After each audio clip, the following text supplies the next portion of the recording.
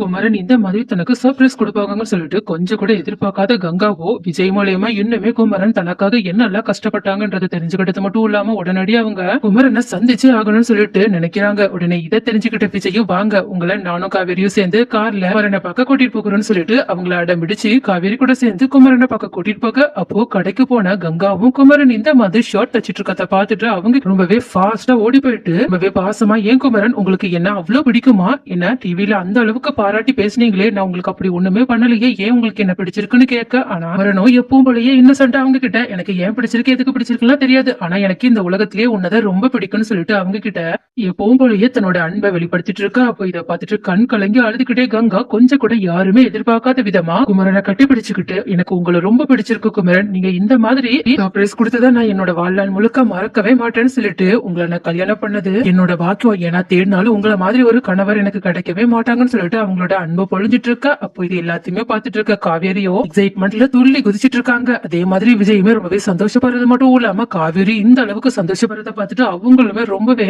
ஹாப்பியா நின்னுட்டு இருக்கிறது மட்டும் இல்லாம எப்பவும் போலயே குமரனை கிண்டல் பண்ற மாதிரி பேசுறாங்க. அது மட்டும் இல்லாம இங்க நீங்க நின்னுட்டு இருக்கிறது கடை, நாங்களும் வெளியே ரோட்ல நின்று இது எல்லாத்தையுமே வேடிக்கை பார்த்துட்டு இருக்கோம், அதனால உங்களோட அன்பு எல்லாத்தையுமே நீங்க வீட்டுல வச்சு பண்ணா நல்லா இருக்கும்னு நினைக்கிறேன், ஏன்னா போறவங்க வர்றவங்க எல்லாருமே உங்களை பார்த்தாங்கன்னா கண்டிப்பா கண்ணு போட நிறையவே வாய்ப்பு இருக்குன்னு சொல்லிட்டு கிண்டல் பண்ணிட்டு இருக்க. உடனே கங்காவும் வெக்கப்பட்டு சிரிக்க குமரனும் போங்க விஜய் உங்களுக்கு இதே விளையாட்டா போயிடுச்சுன்னு சொல்லிட்டு விஜய் கிட்ட காமெடியா பேசிட்டு இருக்கிறது மட்டும் இல்லாம இந்த ஷர்ட் மட்டும் தச்சு முடிச்சுட்டு நம்ம இப்பவே கடையை மூடிட்டு எங்கேயாவது போகலாம் அப்படின்னு சொல்ல, உடனே கங்காவும்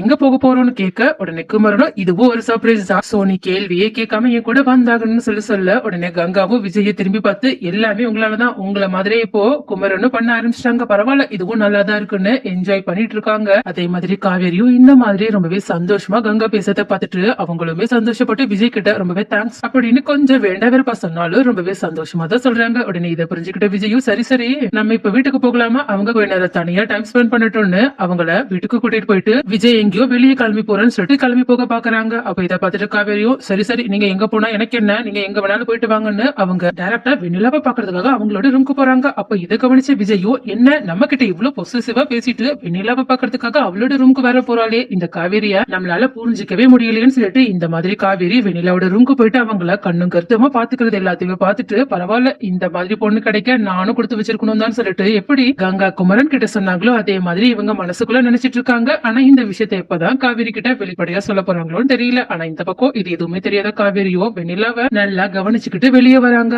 அப்போ இது எல்லாத்தையுமே மறைஞ்சு நின்று விஜயும் பாத்துட்டு இருக்காங்க. ஆனா இது எதுவுமே தெரியாத ராகினியோ எப்பவும் போலயே காவேரிய டென்ஷன் படுத்தலாம்னு சொல்லிட்டு அவங்க கிட்ட செம்மையா வம்பலுக்கு ஆரம்பிக்கிறாங்க. சரி வெண்ணிலாவை காக்க பிடிச்சி நீ இதே வீட்டுல இருந்துடலான்னு மட்டும் பிளான் போடாத, கண்டிப்பா விஜய் நீ என்ன பண்ணாலும் உன்னை இந்த வீட்டை விட்டு இன்னும் 2-3 நாள்ல தடுத்திருவாங்க, உன்னோட தேவை ஏன்னா இந்த வீட்டுல யாருக்கும் இருக்க போறது இல்ல, குறிப்பா விஜய்க்கு நீ தேவையே இல்லாத ஒரு ஆளுன்றத சீக்கிரமா நீ புரிஞ்சுக்கிட்டா நல்லது, அப்படி இல்லன்னா உனக்குதான் ரொம்பவே மனசு கஷ்டமா இருக்கும், பட் எனக்கு ரொம்பவே சந்தோஷமா இருக்கும்பா அப்படின்னு கிண்டல் பண்ண. ஆனா காவேரியோ எப்பவும் போல ராகினிய நோஸ் கட் பண்ற மாதிரி கோபமா அவங்க கிட்ட பேசிட்டு அங்க இருந்து கிளம்பி போக. அப்போ இது எல்லாத்தையுமே பார்த்துட்டு விஜயும் ஓ இப்பதான் எனக்கு புரியுது எதுக்காக இந்த மேடம் என் மேல இவ்வளவு கோபமா நடந்துக்கிட்டாங்கன்ற விஷயம், எல்லாத்துக்குமே காரணம் இந்த ராகினி தானா, சரி இந்த ராகினியோட கதைய நம்ம அப்புறமா பாத்துக்கலாம், ஆனா எதுக்காக இந்த காவேரி தேவை இல்லாம இந்த டம்மி பீஸ் பேசுறதெல்லாம் யோசிச்சுட்டு என் மேல சந்தேகப்படுற மாதிரி பேசினாலும் எனக்கு புரியலப்பா, ஆனா இன்னும் 2-3 நாள் அவளுக்கு நான் ஏன் இப்படி பண்ணன்றத சீக்கிரமா புரிய வச்சிருவேன்னு சொல்லிட்டு நினைக்கிறாங்க. இருந்தாலும் காவிரி தன்னை நம்பாததுனால அவங்க ரொம்பவே வருத்தப்படுறாங்க. பட் இது எல்லாமே கொஞ்சம் நல்லா மாறிடும் நினைச்சுக்கிட்டு இருக்காங்க. ஆனா அப்போ கரெக்டா விஜய் இந்த மாதிரி தனியா யோசிச்சுட்டு நின்னுட்டு இருக்கிறத பார்த்த தாத்தாவோ என்னப்பா விஜய் என்ன தனியா நின்று எதையோ ஆழமா யோசிச்சுட்டு இருக்க போலயே, என்ன விஷயம் ஏதாவது பிரச்சனையானு கேட்க, உடனே விஜயும் இல்ல தாத்தா அப்படி எல்லாம் ஒண்ணும் இல்ல, நான் எப்பவும் போல காவிரியை பத்தி தான் நினைச்சிட்டு இருந்தேன், காவிரி பண்ணதெல்லாம் பார்த்தா எனக்கு கொஞ்சம் காமெடியா தான் இருக்குன்னு சொல்ல, உடனே தாத்தாவும்